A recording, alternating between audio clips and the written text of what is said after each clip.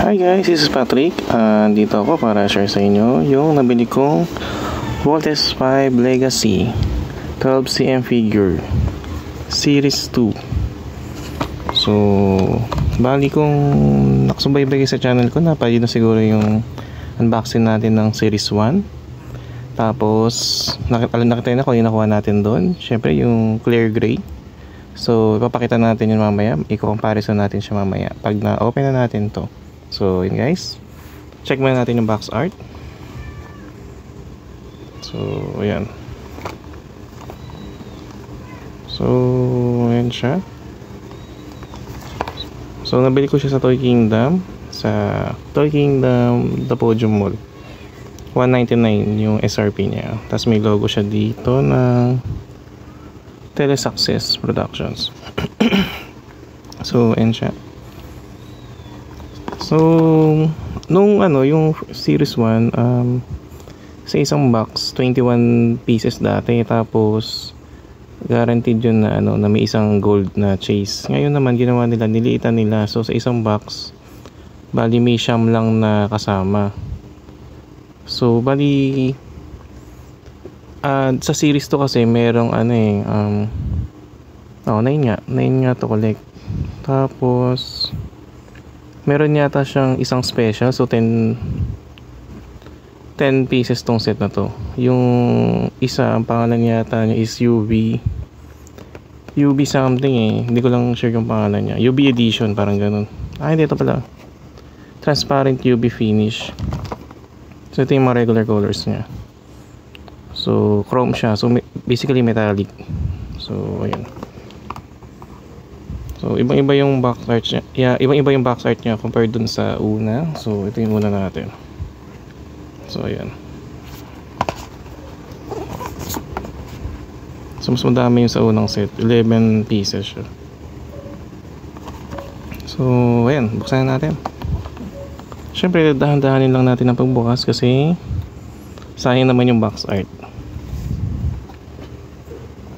So, ang goal kong makuha dito, syempre yung chase. Pero kung di natin makuha yung chase, okay lang din naman. Kahit anong color. Kasi, lahat sila, makintab. Okay. Mukhang di natin siya nabuksan ng medyo maganda. Pero okay lang.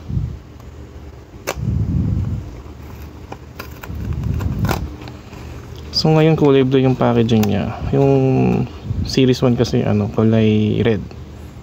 So di ko lang sure kung magkaka Series 3. Pero feeling ko yellow naman yun. Tapos white. Kasi yun yung color niya po this way. So di pa natin sure kung nakuha natin. Oh. So yan siya. Parang purple or violet. Nanindig na natin siya. Okay. May logo siya ng V. Yung transparent is yung letter V. As in 5. So okay, buksan na natin.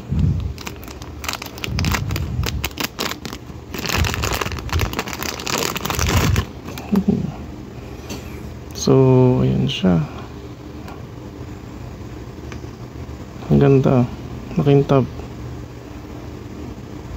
So, may pagka-rubber pa rin siya. Same quality nung dati. Tapos, hindi ko sure kung painted to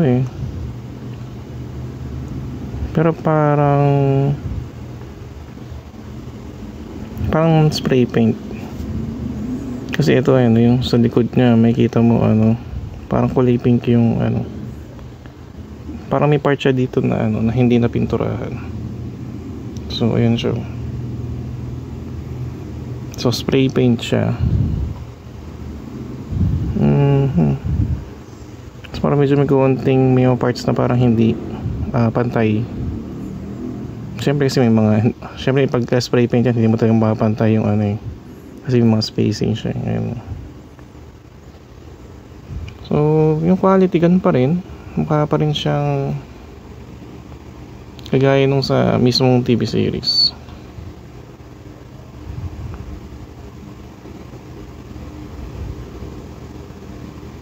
So, ayan siya. Kasi ito yung una natin nakuha. compare natin kung ano pinagkaiba nila. Basically same lang din, same na same yung itsura, same mold lang siya, yan ganyan. So ayan, so hindi ko lang sure kung anong plano nila dito sa series ng Voltes 5 na 12cm, kung hanggang ilang series to. Actually akala ko series 2 magiging ano naman yung mga kalaban naman, or sila Dokugaga, sila pa ba yung mga kalaban niya. Basta marami siyang Daigonego ba yun? Basta parang ganun, marami siyang kalaban eh. Akala ko ganun ng series, pero mukhang lahat yata ng colors gagawa nila yung Voltes 5. So okay lang naman. Pero yun, sana gumawa sila ng parang acrylic case, tapos ilalagay ito parang maging siya, tawag dito, yung parang kagaya sa mga Pop Mart na yung pwede siyang gawing keychain, parang ganun. So ayun.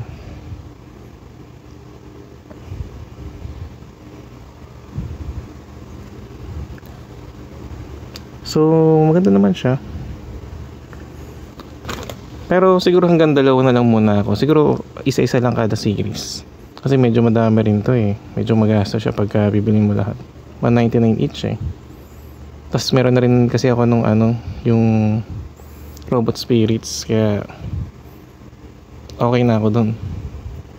So hindi ko lang sure kung makaka-afford ako ng SMP. Pero try ko rin bumili. Yung SMP na Voltes 5 Legacy.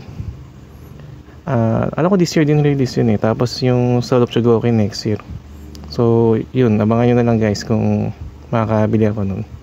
So kung nagustuhan nyo yung video na to, pa-like nyo na, pa-share and pa-subscribe. So yun na guys, maraming salamat.